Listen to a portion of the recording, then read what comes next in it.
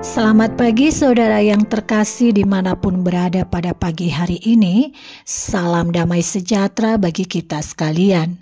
Pada pagi hari ini kita kembali merenungkan firman Tuhan yang terambil dari kitab Yesaya pasal 6 ayat 5 dan ayat 8. Demikian firman tertulis.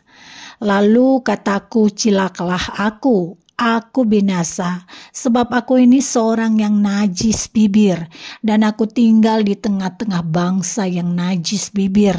Namun mataku telah melihat Sang Raja, yakni Tuhan semesta alam. Ayatnya yang ke-8, lalu aku mendengar suara Tuhan berkata, siapakah yang akan kuutus, dan siapakah yang mau pergi untuk aku? Maka sahutku, ini aku, utuslah aku. Saudara yang terkasih, setiap orang percaya dipanggil dan diutus dalam ladang pelayanannya. Berita ini sering dikumandangkan, sering disuarakan dalam setiap ibadah ataupun renungan yang kita terima. Cara Tuhan memanggil dan mengutus kita dengan tugas khusus itu pun beragam. Tuhan memanggil dan mengutus Yesaya digambarkan di dalam bagian teks yang kita baca dengan cara yang luar biasa. Panggilan dan pengutusan itu dimulai dengan penglihatan Yesaya terhadap Tuhan. Pada saat yang sama para serafim berseru kekudusannya. Penglihatan itu menggetarkan hati Yesaya. Dengan penuh ketakutan ia berseru, cilakalah aku, sebab Yesaya menyadari bahwa dirinya berdosa dan tidak layak di hadapan Tuhan. Namun Tuhan sendiri yang berkenan melayakkan hambanya. Yesaya pun diutus menjadi nabi di tengah-tengah bangsa yang keras hatinya. Saudara yang terkasih, berjumpa dengan Tuhan adalah hal yang sangat istimewa. Ada perasaan gembira sekaligus mencekam dan menakutkan, dan itu yang dialami oleh Yesaya. Ditambah lagi ada seruan yang menggetarkan dari para serafim tentang hakikat Tuhan yang kudus. Dan dengan perasaan takut dan gentar, Yesaya mengakui bahwa dirinya tidak pantas berada di hadapan Tuhan. Yesaya mengakui bahwa dirinya hidup di tengah-tengah lingkungan yang najis bibir, dan ia pun tertular oleh kenajisan itu sehingga ia pun menjadi najis bibir. Saudara, Tuhan tahu kondisi Yesaya dan ia tidak mempersoalkan hal itu. Justru dengan cara yang ajaib, Tuhan menghapus kesalahannya dan mengampuni hambanya.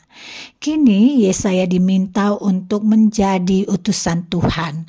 Dengan kemantapan hati Yesaya menyerahkan dirinya pada misi Tuhan. Ia menyatakan kesiapannya untuk menjadi penyambung lidah Tuhan untuk menyatakan penghukuman bagi bangsanya sendiri. Saudara yang terkasih, Yesaya dipanggil dan diutus untuk melakukan tugas yang tentunya tidak mudah. Suaranya tidak enak didengar oleh semua orang. Yesaya menyadari beratnya tugas itu dan sekaligus Yesaya menyadari dirinya yang begitu kecil dan tidak layak untuk mengemban tugas yang mulia itu.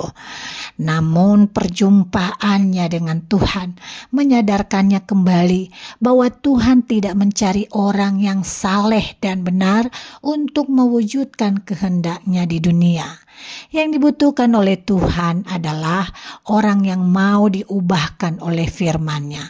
Baru ia mampu memberi diri diubahkan oleh firman Tuhan, dan orang yang seperti itu mampu menjadi saksi yang dipakai oleh Tuhan. Saudara yang terkasih dalam Yesus Kristus, kita adalah orang berdosa. Kita adalah orang yang membutuhkan pertolongan dan pengampunan. Tetapi lebih daripada itu, apakah kita sudah menjadi orang yang mau diubahkan oleh Tuhan terus-menerus dalam kehidupan kita? Tuhan memberkati kita semua. Mari kita berdoa. Terima kasih Tuhan Yesus untuk firman-Mu yang kami dengarkan pada pagi hari ini. Kami adalah orang berdosa dan di sisi lain kami menyadari kami dipanggil dan diutus di tengah-tengah dunia ini. Layakkanlah kami ya Tuhan dan berikanlah kami hati yang mau berubah dan menanggapi kasih anugerah-Mu yang mengubahkan kehidupan kami. Pakailah kami seturut kehendak-Mu, jadikanlah kami sebagai saksi-Mu di tengah-tengah dunia ini, sehingga kami bisa mewartakan kabar baik dimanapun kami hadir. Di dalam nama Yesus Kristus kami mengucap syukur dan berdoa. Amin.